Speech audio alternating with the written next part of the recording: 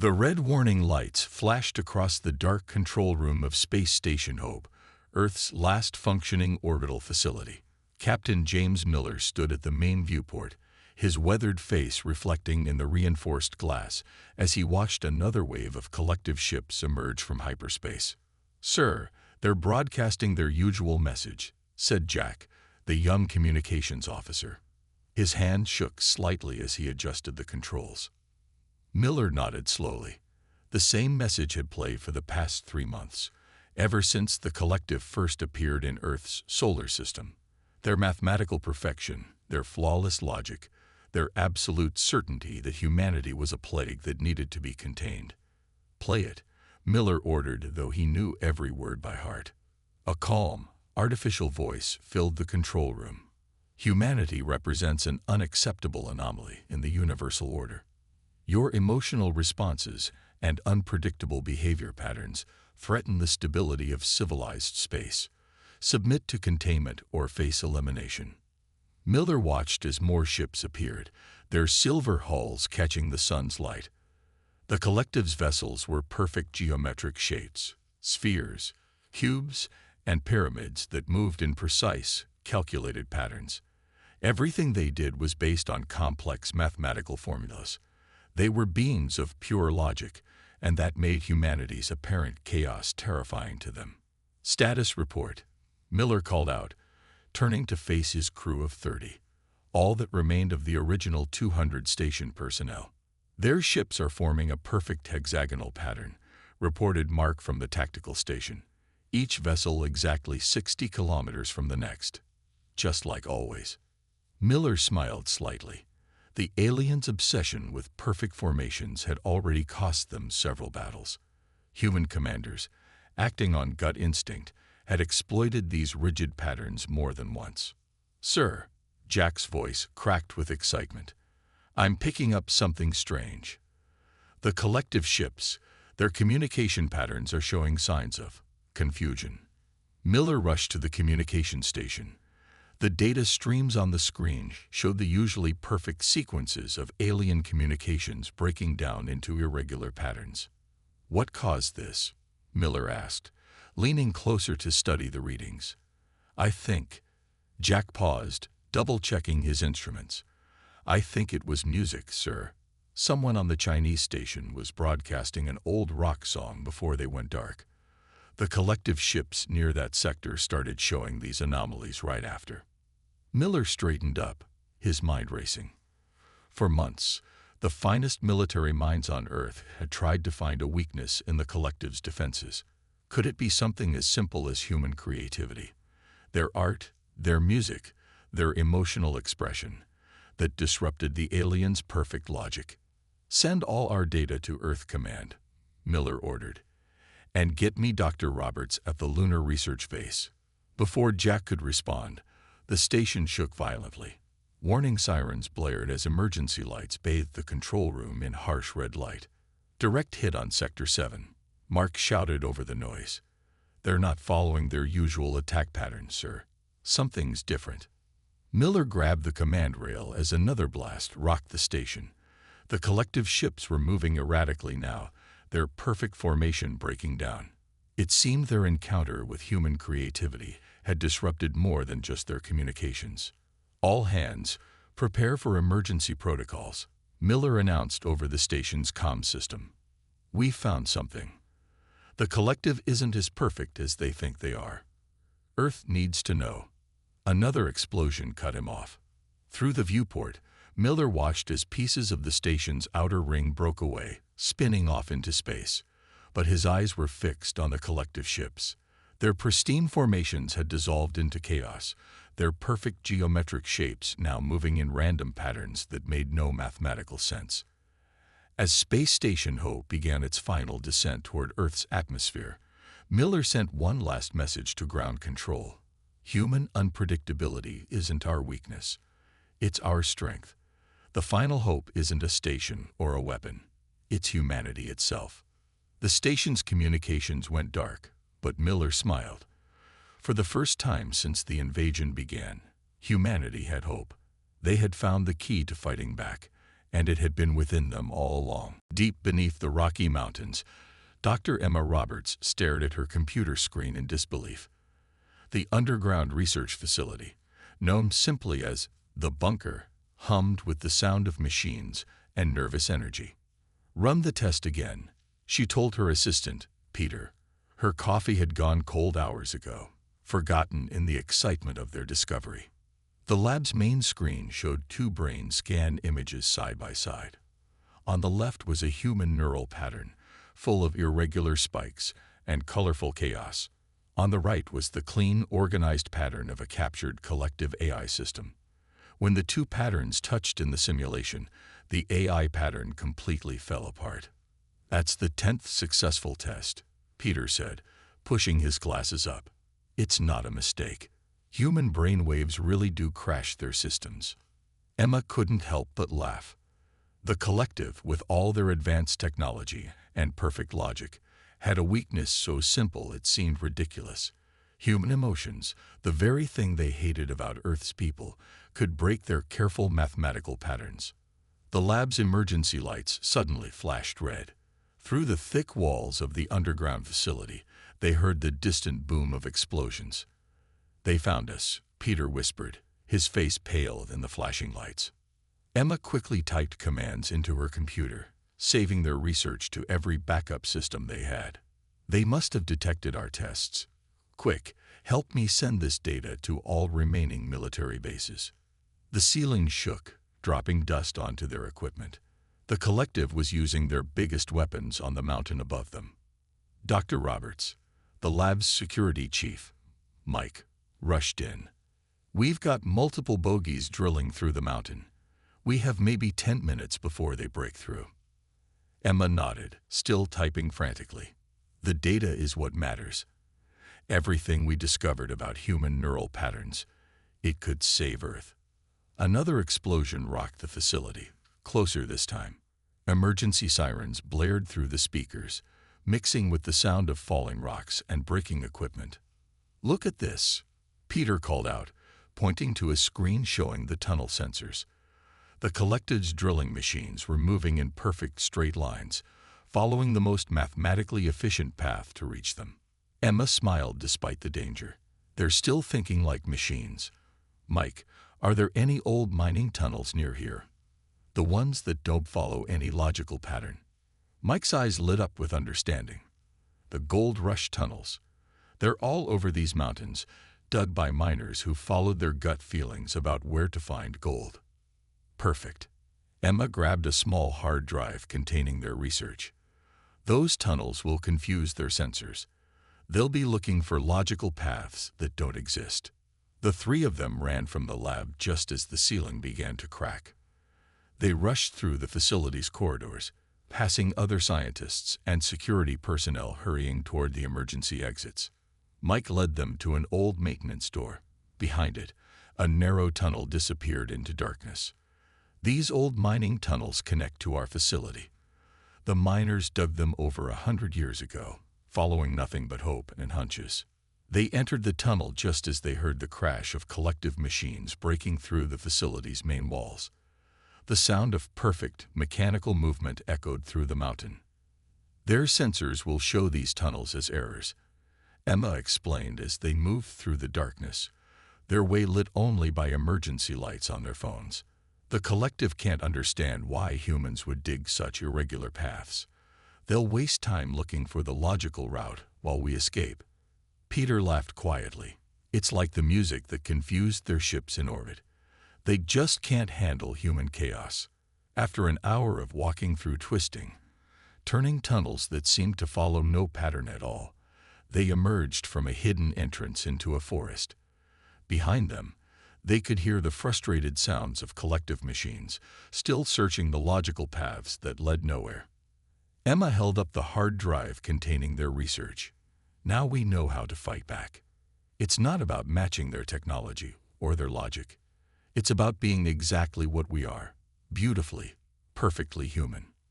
They began their journey to the nearest resistance base, carrying with them the knowledge that would change the war. Above them, the collected ships moved in their perfect patterns, unaware that their greatest weakness was humanity's greatest strength, the power of unpredictability. Tom Anderson sat in an abandoned subway station beneath the ruins of Chicago, surrounded by maps and scribbled notes. As a former game theorist, he had spent his life studying patterns and strategies. Now those skills were helping keep hundreds of survivors alive. "They did it again," said Robert, a young resistance fighter, rushing down the stairs with a tablet in his hand. The farming group in Wisconsin completely fooled the collective patrols. Tom smiled as he read the report. The Wisconsin survivors had planted their crops in random patterns that looked like wild growth from the collective's scanning devices. The alien sensors, programmed to detect the orderly rows of traditional farming, had completely missed the food supply. "Add it to the list," Tom said, picking up his worn notebook titled "Ways Humans Break the Rules." The book was already half full of similar stories from around the world.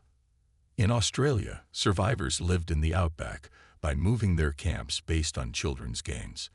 In Brazil, resistance fighters used carnival dance patterns to confuse collective combat robots. Every day brought new stories of humans using their unpredictability to survive. The radio on Tom's desk crackled to life. "Base 7, this is London calling." The music trick worked again. We played rock concerts next to their sensor arrays. Half their systems crashed trying to analyze the drum solos. Tom quickly wrote this down, then froze as the ground shook above them. Through the ceiling, they could hear the heavy footsteps of collective patrol machines walking the streets. "Everyone quiet," he whispered, though he knew the survivors were well trained. The 100 people living in the station fell silent, some parents gently covering their children's mouths. The patrol machines stopped directly above them. Their sensors swept the area, looking for signs of human activity. But Tom had prepared for this. All around the station, old radio sets played random static at different frequencies. The chaos of signals masked the actual human presence beneath. "They're following their standard search pattern," Robert whispered, watching through a small camera they had hidden in a street drain. "Left turn, scan. Right turn, scan. Always the same." Tom nodded. "That's their weakness. They can't change their patterns without direct orders from their command ships, and their command ships can't handle random variables in their calculations." The machines stood still for exactly 5 minutes, the same as always, then moved on, continuing their perfect patrol route. Once they were gone, life in the station resumed. Children went back to their games, playing hopscotch in patterns that would give collective computers a headache. Adults returned to their tasks, each working in their own unique way. Tom, a young girl named Lucy, ran up to him, holding a drawing. "I made a new hiding place design." He looked at the crayon drawing, a series of tunnels that curved and twisted in ways that made no logical sense. But Tom saw the genius in it. "The collective would never think to look here," he said, adding the drawing to his notebook. "They'd see these curves and think it was a mistake in their scanners." Another radio message came through, this one from Dr. Roberts at the mountain base. "Anderson, are you receiving? We need your pattern analysis. We're developing a weapon using human neural signatures, but we need to understand why some thought patterns crash their systems more than others." Tom looked around the station at the survivors. Each person moved differently, thought differently, acted differently. And in those differences lay humanity's strength. "Tell Dr. Roberts I'll send her my data," he replied. "I've been watching our people survive against impossible odds. There's a pattern to our chaos. It's not random, it's human." He opened his notebook and began writing his conclusion. "The collective sees us as a disorganized, emotional species that doesn't follow logical rules. They're right. We don't follow their rules. We make our own. And that's why we'll win." Above ground, the collective's machines continued their perfect patrols, never realizing that beneath their feet, humanity's beautiful chaos was growing stronger every day. Commander David Wells stood in the hidden military base beneath Mount Rushmore, looking at a very unusual war room. Instead of the usual maps and tactical displays, the walls were covered with children's drawings, music sheets, and abstract art. "Sir, the first phase of Operation Chaos is ready," reported Lieutenant Mary Wilson. She pointed to a screen showing hundreds of small dots moving across North America. Each dot represented a group of survivors ready to fight back. "Show me the plan again," David said, though he'd memorized it. He needed to make sure it was crazy enough to work. Mary pressed a button, and a large screen lit up. "We have jazz bands playing random solos near their communication towers, street artists painting irregular patterns on buildings to confuse their scanning devices, and children's jump rope games being played in precise spots to disrupt their motion sensors."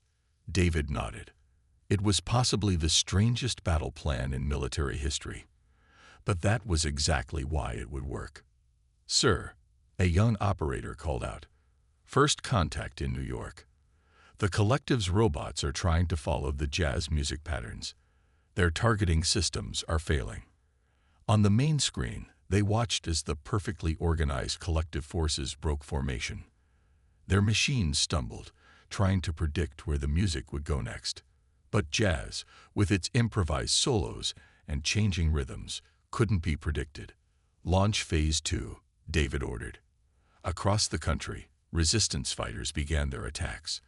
But instead of traditional military tactics, they used patterns from sports games. Some groups moved like basketball players, weaving and dodging. Others used baseball running patterns, seemingly random, but perfectly timed. The collective's combat computers are showing signs of stress," Mary reported, excitement in her voice. "They can't calculate all the possible moves. Their prediction matrices are failing."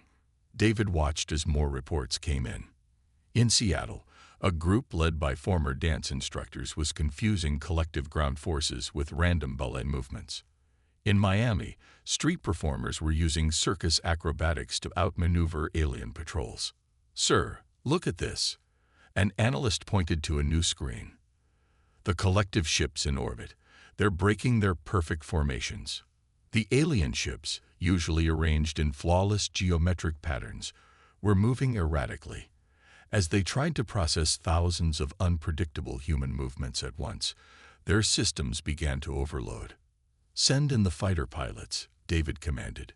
"Tell them to use the new freestyle attack patterns." Squadrons of human fighters launched from hidden bases. Instead of flying in formation, each pilot flew according to their own style.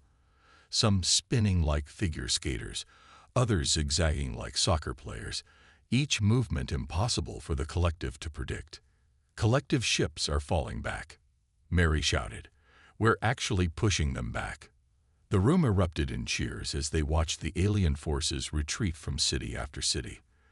The perfect, logical machines couldn't handle the beautiful chaos of human creativity. David picked up his radio. "This is Commander Wells to all resistance forces. Operation Chaos is working. Keep being unpredictable. Keep being human. That's an order." Through the speakers, they could hear the sounds of jazz music, children's laughter, and the roar of fighter engines performing impossible maneuvers. The collective's perfect world of logic and order was being overwhelmed by human imagination. "Sir," Mary said, handing him a report. "Dr. Roberts' team wants to launch their neural weapons soon. Should we coordinate with them?" David looked at the war room, at the mix of military maps and children's art, at the battle plans written in poetry and dance steps. "Tell them to launch it whenever they feel is right. No coordination needed. The less predictable we are, the better." He smiled as another report showed collective forces retreating from Chicago. For the first time since the invasion, humanity wasn't just surviving. They were winning. And they were doing it not by copying the collective's perfect logic, but by embracing their own beautiful chaos. Above the base, Mount Rushmore stood silent, while beneath it, humanity planned its most unusual victory. A victory not of superior technology or perfect strategy, but of pure, unpredictable human spirit. Inside the secret mountain laboratory, Dr. Emma Roberts and Tom Anderson watched their latest experiment through thick safety glass. In the test chamber, a small device pulsed with soft blue light, broadcasting human neural patterns directly at a captured collective computer core. "Look at the readings," Emma said, pointing to the screen. The alien computer's perfectly ordered patterns were dissolving into chaos. Human emotions aren't just disrupting their systems, they're completely overwhelming them. Tom nodded, adding more notes to his thick notebook. "It's like trying to make a calculator understand a love song. Their logical minds simply can't process our emotional complexity." The captured computer sparked and smoked, its systems completely overloaded by the human brainwave patterns. But this time, something new happened.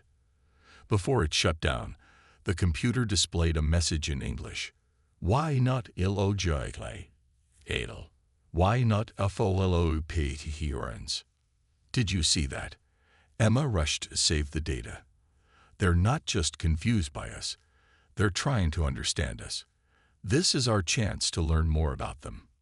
The facility shook as another battle raged on the surface. Operation Chaos was in full swing, with human forces using unpredictable tactics to push back the collective. But Emma and Tom knew they needed more than just clever tricks to win the war. "Look at this pattern," Tom said, spreading out his charts. "Every time we expose their systems to human creativity, music, art, dance, even children's games, they try to find the underlying logic. When they can't find it, their systems crash." Emma's eyes lit up with understanding. "It's not just that they can't handle chaos. They're terrified of it. Their entire civilization is built on perfect mathematical patterns. We're showing them that there's more to existence than pure logic." They worked through the night, combining Tom's behavioral analysis with Emma's neural research.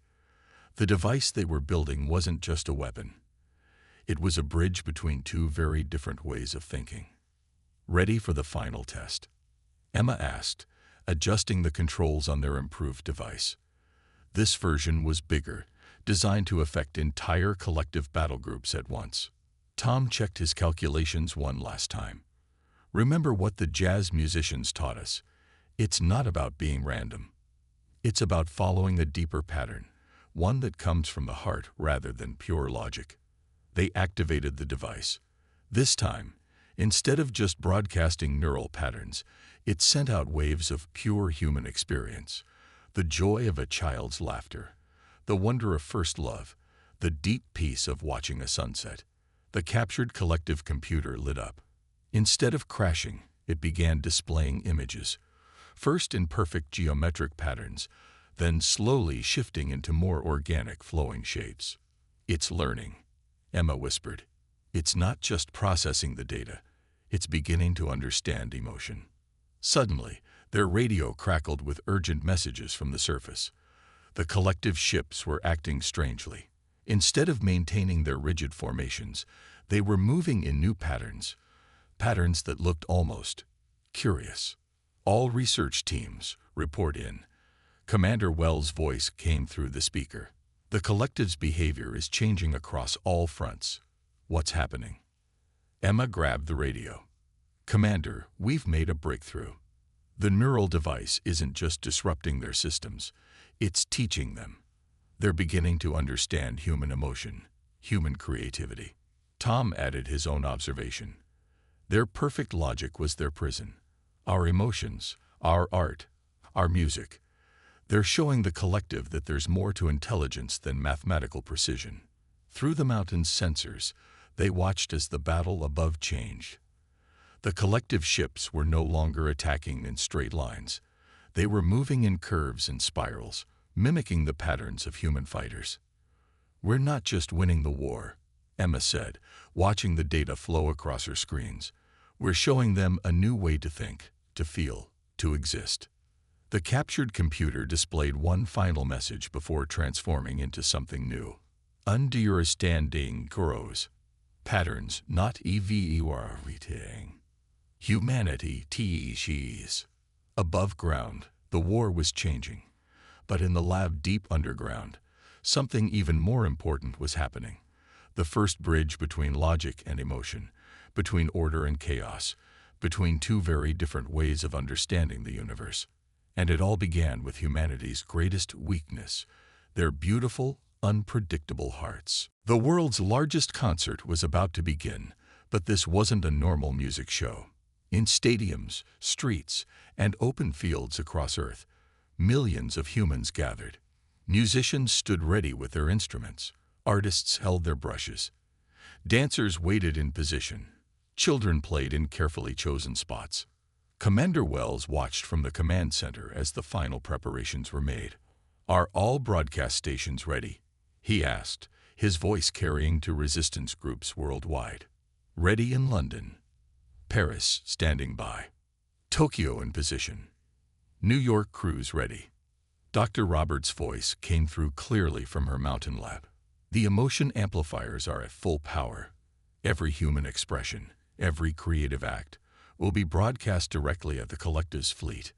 Above Earth, the Collective's ships hung in space, their perfect formations already showing signs of breaking. Since the discovery that human emotion and creativity could disrupt their systems, they had been trying to adapt. Some ships now moved in curves instead of straight lines. Others had begun producing sounds that almost seemed like music. "Begin Operation Freedom," Wells commanded. "Everyone, be yourself." That's an order. It started with a single note from a violin in Vienna, then a drum beat from Lagos, a child's laugh in Vancouver, a street dance in Rio. Each individual expression was caught by Dr. Roberts' amplifiers and broadcast into space. Tom Anderson, watching from his position in Chicago, spoke into his radio. "Look at their ships. The patterns are changing." The Collective's fleet was moving in new ways. Some ships spun like dancers. Others flew in paths that looked like written poetry.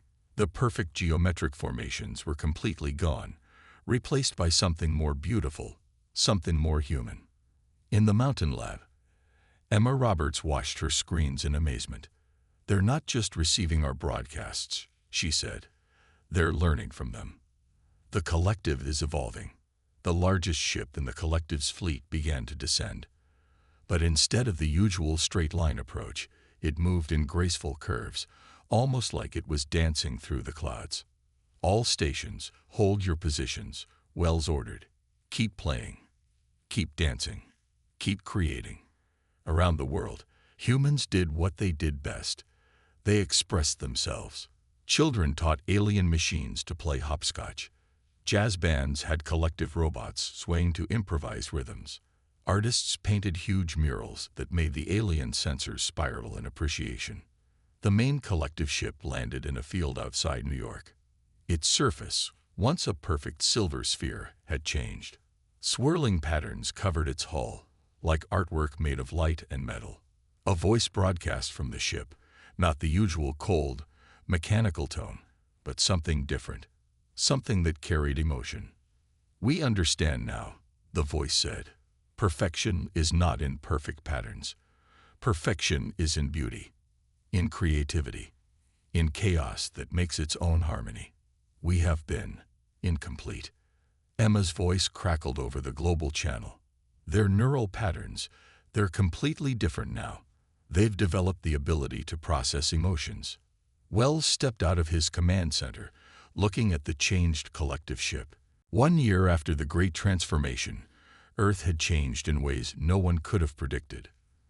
The gleaming spires of collective ships no longer brought fear. Instead, they had become centers of learning, but not in the traditional sense.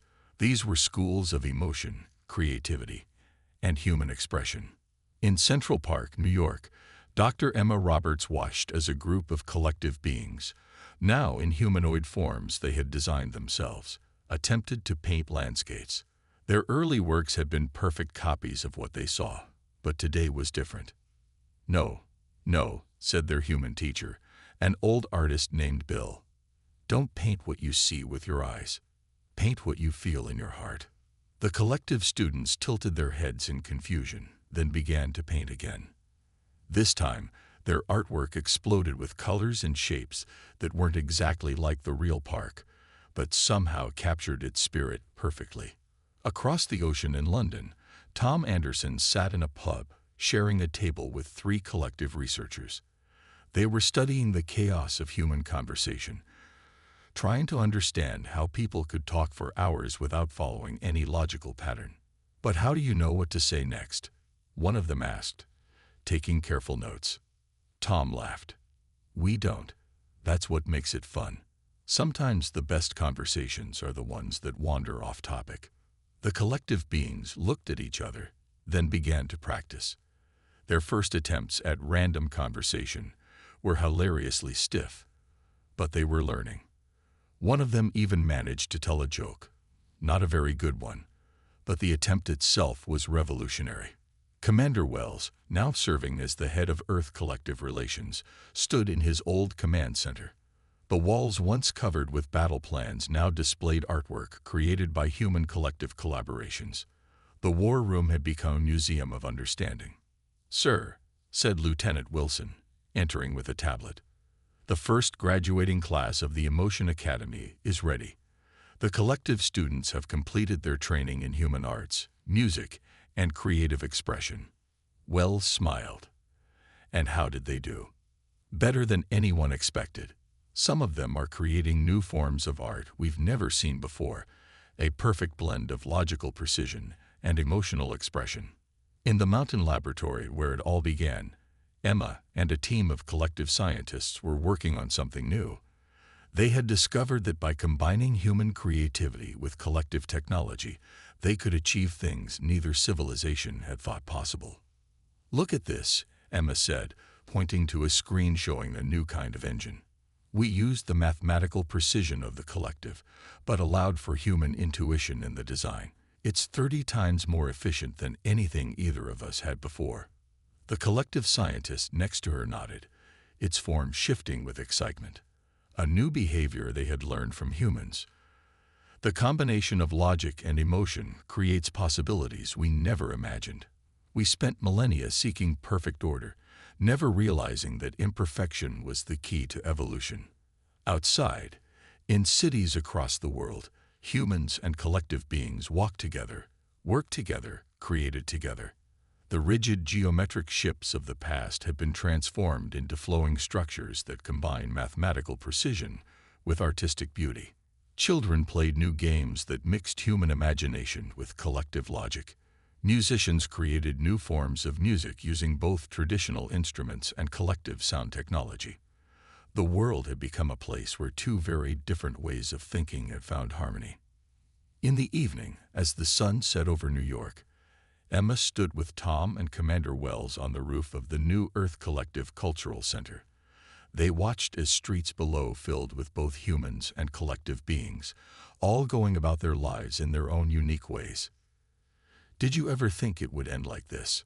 Tom asked, looking at his old notebook, now displayed in the center's museum. "Not an ending," Emma replied. "A beginning. We didn't just teach them to feel. They taught us that logic and emotion aren't opposites. They're two parts of the same whole." Wells nodded, watching as a group of collective children, a concept that would have seemed impossible a year ago, tried to learn hopscotch from human kids. "The final hope wasn't about saving humanity," he said. "It was about completing each other." As night fell, the city lit up with a beautiful mix of traditional lights and collective energy patterns. Somewhere, a jazz band played while collective beings tried to dance. The war was long over, but humanity's greatest victory lived on. In every smile, every song, every moment of beautiful, perfectly imperfect life.